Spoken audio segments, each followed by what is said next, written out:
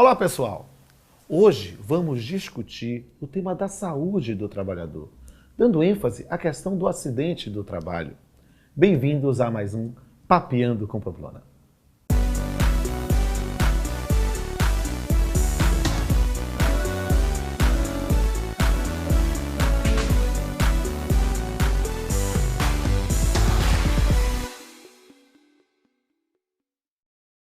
Hoje entrevistaremos a maior autoridade brasileira em saúde do trabalhador. É com muita honra que eu apresento Sebastião Geraldo de Oliveira, desembargador do Tribunal Regional do Trabalho de Minas Gerais, professor universitário e membro da Academia Brasileira de Direito do Trabalho. Sebastião, é um prazer enorme recebê-lo no Papeando com Pamplona. Pamplona, alegria toda minha, participar desse programa de tanto sucesso. Era uma antiga pretensão que eu tinha, então estou aqui à sua disposição. E a alegria e a honra é toda nossa. E nesse ponto, vamos começar logo com o VT. Roda o VT. Tanto no Brasil como na Bahia, né, os acidentes do trabalho, eles acontecem com uma dimensão muito maior do que se registra, porque nós temos os acidentes que são notificados através de uma CAT, e tem os acidentes que não são notificados. Então, esse número é muito maior do que se apresenta nas estatísticas. O nosso setor, a superintendência, ela cuida da fiscalização das normas de segurança, saúde e trabalho e, por isso, foca principais atividades em que o número de acidentes é muito grande.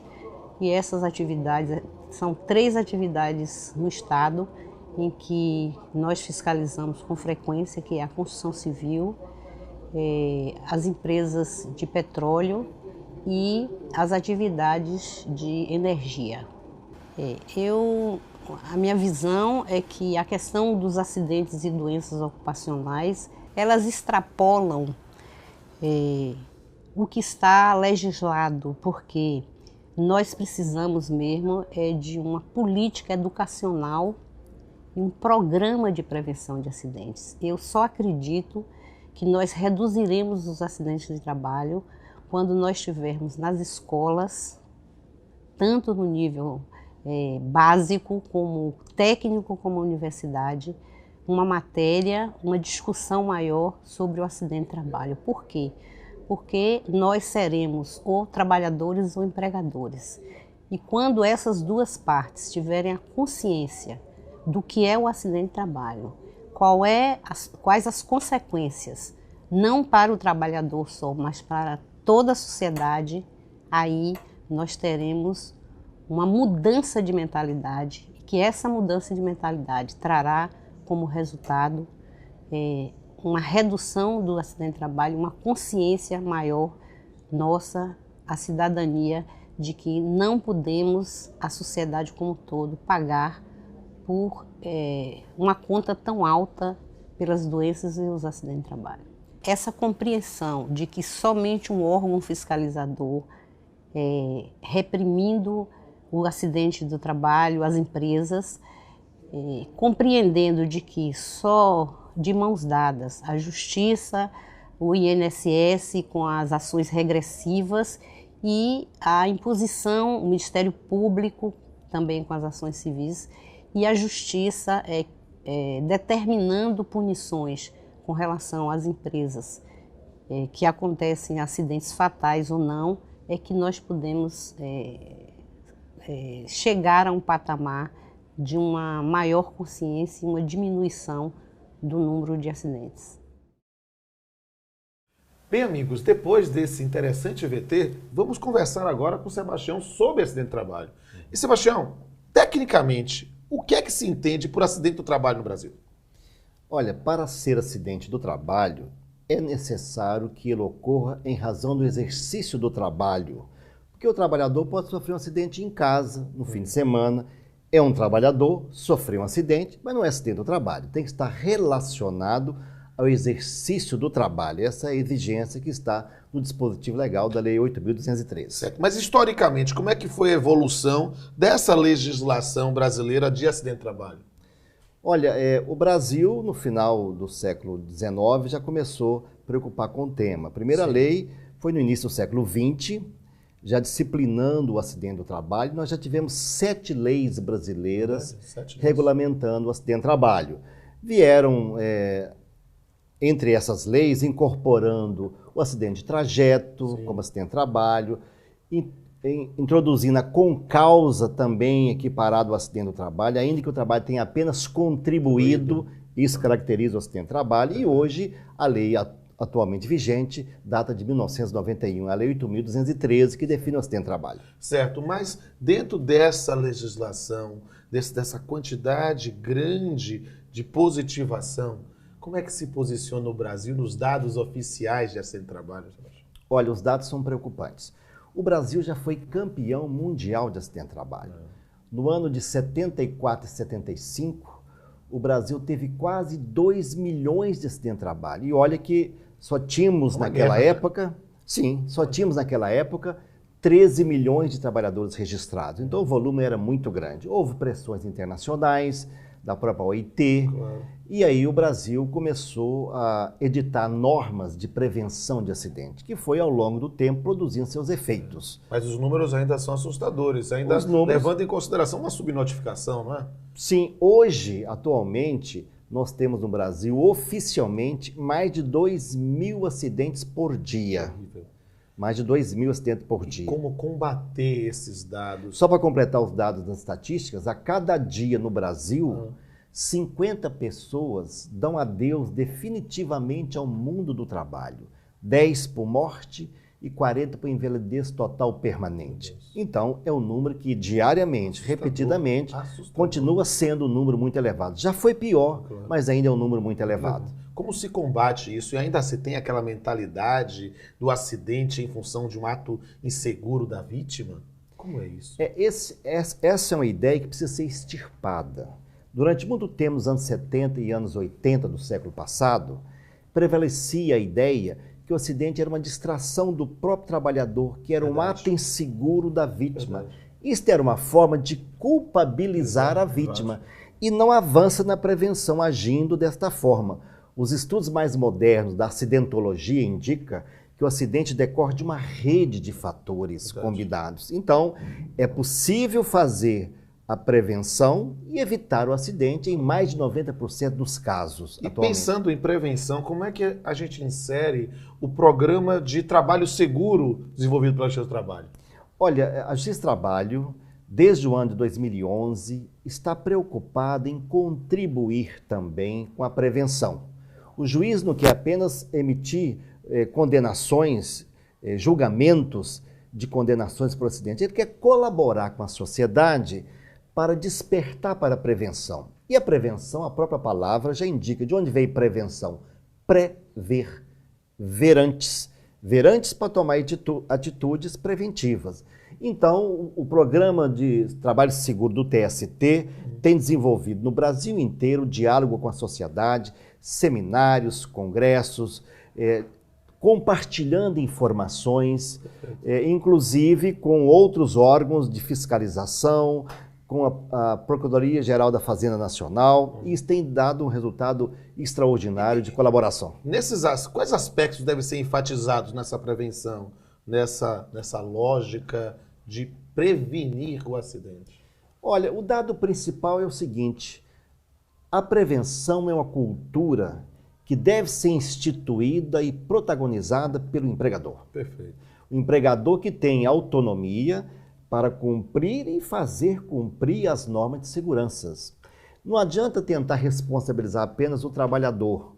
Ele deve ser educado, treinado, mas o empregador precisa ter o seu sistema produtivo, os seus equipamentos direcionados para a prevenção, que deve ser instituído desde a alta direção da empresa, uma cultura efetivamente de prevenção. Esse tema da cultura é fundamental. Sim. E dentro dessa lógica da cultura, o que quero saber, talvez tenha que mudar a lógica para dar mais ênfase à proteção à saúde do que propriamente do combate ou a reparação do dano. E dentro dessa linha, como você vê essa questão das horas extras habituais, ou essa monetização ou monetarização do risco através de adicionais? Essa pergunta merece uma resposta um pouco mais ampla. Veja bem, durante muito tempo no Brasil prevaleceu a lógica de indenizar os riscos pelos adicionais. Aliás, pagar adicionais pelo risco. Se o local prejudica a saúde, adicional de salubridade. Se corre risco de morrer no trabalho, adicional de periculosidade. Se trabalha à noite, adicional noturno. Se trabalha além do horário, adicional de horas extras. Então, em vez de combater os agentes nocivos, você dá uma recompensa por trabalhar exposto ao agente nocivo. Isso é o risco monetizado. A concepção mais moderna não é essa. De vender a saúde. A saúde não se vende por preço algum. Exato. Tanto que na França eles chamam de adicional de suicídio, adicional de salubridade, adicional de suicídio. Então, o direito principal é de trabalhar num ambiente de trabalho saudável. Porque o trabalhador sai de casa para ganhar a vida, não para encontrar a morte ou para mutilações ou doenças. Então, a ideia hoje, cada vez mais, é centralizar no verdadeiro direito, que é o direito à saúde e ao ambiente de trabalho saudável. É uma mudança de concepção muito ampla, porque os próprios trabalhadores até apreciam as horas extras às vezes. Chegamos até ao paradoxo de falar de hora extra habitual, como se o fato extraordinário pudesse ser corriqueiro. Se o fato é extraordinário, não pode ser habitual. Exato. Então a hora extra deveria ser reservada a situações efetivamente extraordinárias. O indivíduo querendo ir para trabalhar em lugares insalubres para receber uma determinada remuneração, pensando apenas no aspecto econômico. Mas para nosso arremate, eu queria uma mensagem final. A pessoa que está nos vendo, empregado ou empregador, e que esteja diante de um acidente de trabalho, o que você diria a ele, Sebastião? Olha, se você sofreu um acidente e foi vítima, e se foi por culpa ou descaso do seu patrão, procure um advogado, procure o seu sindicato, procure seus direitos, porque cada vez que você procura seus direitos, você está colaborando com a sociedade para garantir um ambiente mais digno e mais saudável, além de reparar os danos que você sofreu. Se for empregador, procure cuidar da prevenção de acidente. Não há mais espaço para amadores ou aventureiros. Se você não fizer a precaução para evitar o acidente, a sua empresa vai valer menos no futuro, porque terá muitas indenizações para serem pagas em razão do acidente. Bem, eu estou achando fascinante esse papo, só que eu preciso compartilhar com essa plateia linda que está aqui. Deixa eu ver. Alguém quer perguntar aí? Oi, professor, tudo bem? Meu nome é Camila. Quais são os principais direitos do acidentado no trabalho?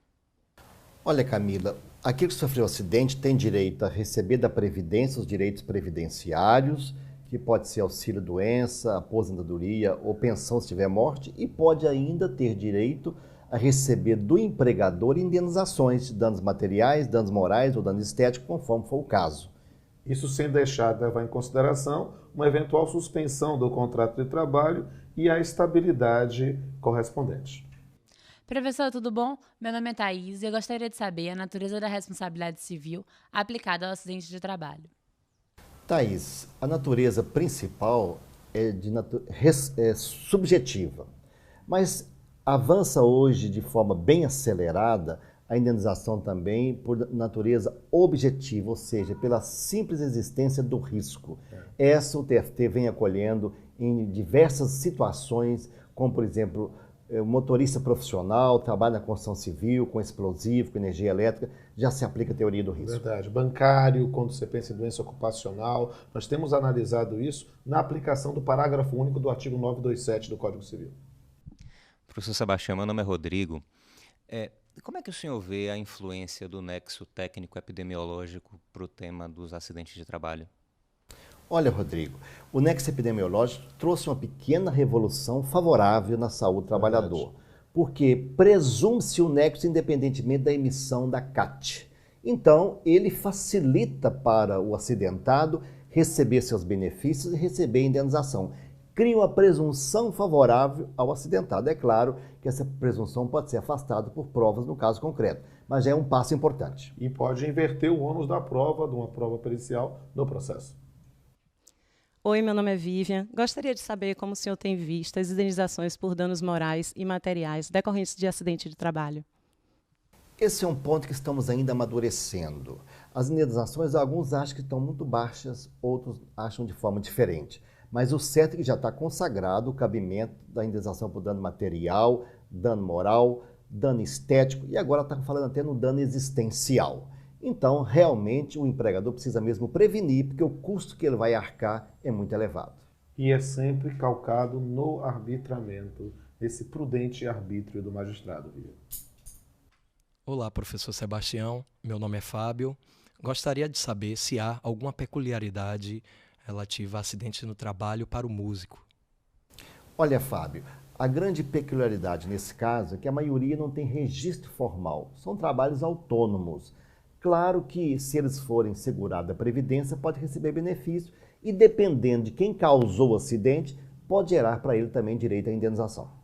Olá, professor. Meu nome é Jéssica. Eu queria saber o que o senhor acha da ação regressiva do INSS acerca dos acidentes de trabalho. Olha, Jéssica, eu acho que é uma norma que está desde 91 em vigor e sendo pouco executada. Não tem razão da Previdência pagar pela omissão da empresa. Se o acidente foi causado não pelo risco inerente à atividade, mas foi causado por um descuido, às vezes até criminoso do empregador, ele que deve responder por isso. Então a Previdência paga, mas ela entra com ação regressiva junto ao efetivo causador do acidente para recuperar o valor que ela está despendendo com aquele trabalhador. O elemento básico é a culpa do empregador. No culpa do empregador. Amplo. Houve culpa, deve-se valer da ação regressiva. Oi, professor, tudo bom? Meu nome é Tiago. Gostaria de saber quais são as principais ações preventivas e fiscalização para a saúde do trabalhador. Olha, Tiago, tanto o auditor fiscal do Ministério do Trabalho como o Ministério Público do Trabalho, ambos podem receber denúncia para fiscalizar as condições de trabalho. Agora, o próprio sindicato ou o trabalhador podem ajuizar ações judiciais para uma tutela inibitória, uma tutela preventiva. Nós torcemos que isso venha a se realizar com muito mais insistência para efetivamente fazer valer as normas de segurança no local de trabalho. Sem dúvida, o melhor remédio é a prevenção. E agora, vamos para a última pergunta. Por favor, fique à vontade. Professor, meu nome é Adelmo. Do ponto de vista da formação dos operadores jurídicos, qual a sua percepção acerca do tema meio ambiente do trabalho? Olha, Adelmo, esse é um tema que me preocupa, porque a maioria dos que estudaram direito até então, estudaram o risco monetizado, não estudar saúde do trabalhador. Eu, quando fiz direito, por exemplo, estudei medicina legal para avaliar um morto, mas não saúde do trabalhador para preservar o vivo, o que acaba sendo um contrassenso. O meu desejo, então, é que os currículos escolares sejam alterados para introduzir essa disciplina do meio ambiente do trabalho e efetivamente zelar pela saúde do trabalhador.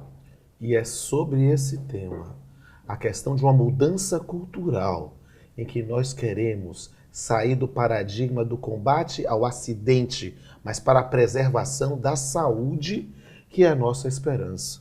E é na saúde que eu quero fazer um brinde por um mundo mais justo, por um trabalho mais saudável e que nós possamos combater o bom combate de tentar mudar a nossa realidade. Esse é o meu desejo, essa é a minha esperança e quero registrar minha grande alegria de estar aqui no Papeando com Pamplona. O prazer é todo meu e a honra é muito mais minha. E eu tenho que encerrar novamente com direito e poesia, no combate aos acidentes do trabalho, na busca à preservação da saúde do trabalhador, no combate à infortunística. Infortunística. Trabalho porque preciso. Trabalho para sobreviver. Trabalho porque estou vivo. Trabalho para comer. Trabalho porque gosto e porque meu rosto não é mais o mesmo depois de tanto tempo. Não falo da velhice, não falo da tristeza, falo da perda de ânimo, falo da minha natureza, que esse ao quebrou por sentir dor. Em fazer aquilo que eu sei, a única coisa que sei fazer. Lembro o dia do acidente, lembro do choro e do pavor de imaginar terminar minha vida como um filme de terror. Não é mais sustento que está em jogo, nem meu emprego de verdade. O que sinto perder pouco a pouco é o que me resta de dignidade. Até a próxima.